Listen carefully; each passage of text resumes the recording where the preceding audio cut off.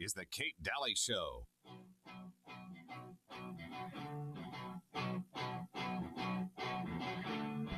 Welcome back. You're listening to the Kate Daly Show. And the call-in number, let me give that to you again. 888. Just remember the 888 part, okay? 673-1450. 673-1450. Now, I would say something that I would do right now is that I would kind of bulk up on all the items you know you're going to use daily. For sure. Have backup of that. I would definitely back up supplements.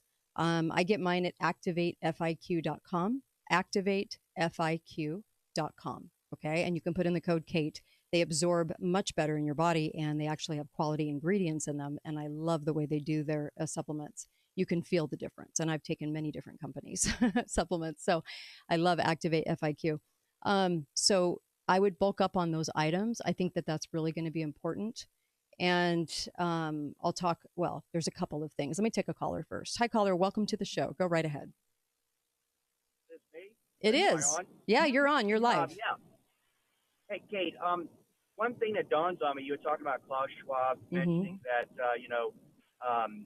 we'll have nothing and like it, and everything will go to rental. Well, let me ask you a question. Sure. When's the last time you rented a car and got the full insurance on it?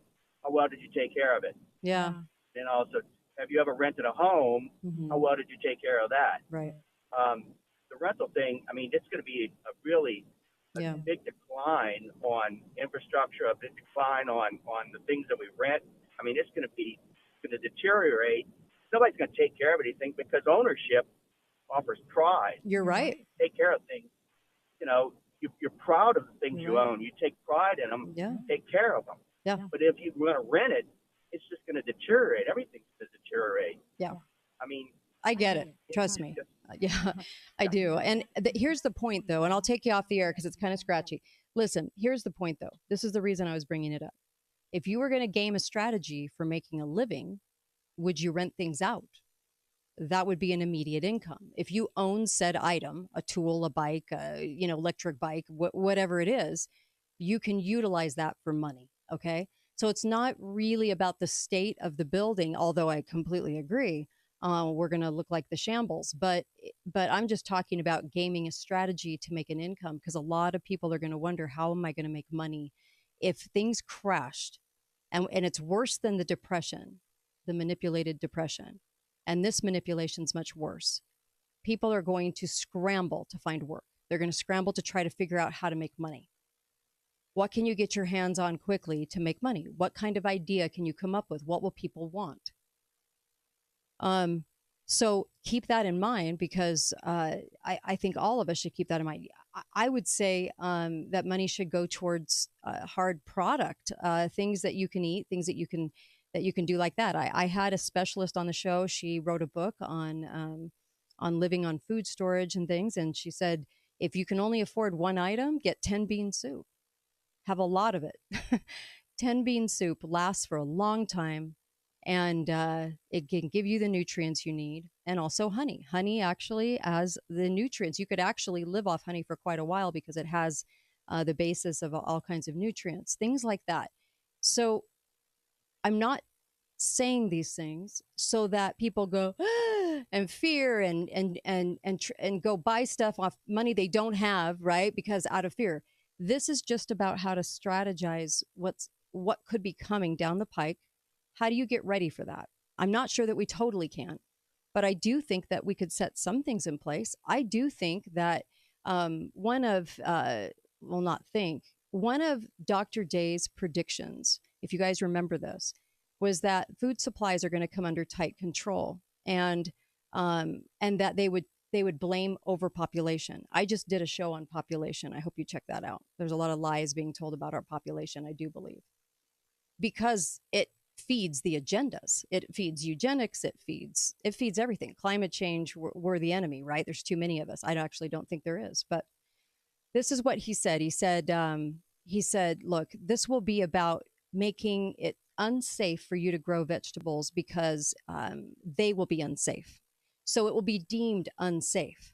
Okay. So this is how they would keep you from growing food in the future.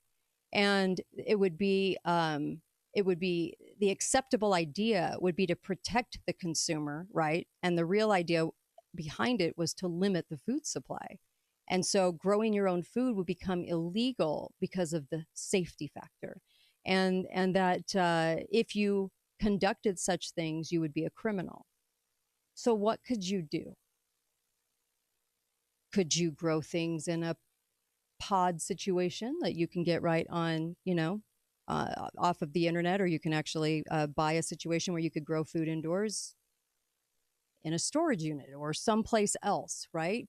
What could you think outside the box a little bit? What would you do if they suddenly said, or you noticed they were going to limiting food, they just don't have as many trucks on the road. They just don't have as many shipments coming in, right? And they said it was illegal to grow your own food. Where would you grow the food? What would you do? It's something to think about right now, right? Think outside the box. What could we do? They also talked about travel and travel becoming a lot more restricted. Now, I've talked about travel, and I've talked about the fact that they have all kinds of, boy, this plane might not fly, or the Boeing plane has has bolts missing, things like that. So they're getting us to feel like traveling is a pain and it's unsafe. Okay, number one. But he said, Dr. Richard Day said people would need permission to travel, and they would need a good reason to travel. And if you didn't have a good reason for travel, you would not be allowed to, and everyone would need ID. Do you live far away from your loved ones? Could you change that right now? Just think about it. What are you going to do if you can't see them, if you can't travel? He said this would at first be an ID card that you'd carry on your person. Remember, this was in 1969 that he said this, and you must show when you're asked for it. It was already planned that later on some sort of device would be developed to be implanted somewhere on the person, to make it really easy and non-hackable. Okay, that you couldn't commit fraud by trying to be somebody else. Okay. And he said this would eliminate the possibility of false ID, also eliminate the possibility of people saying, well, I lost my ID. I don't have it with me, because it would be embedded on you.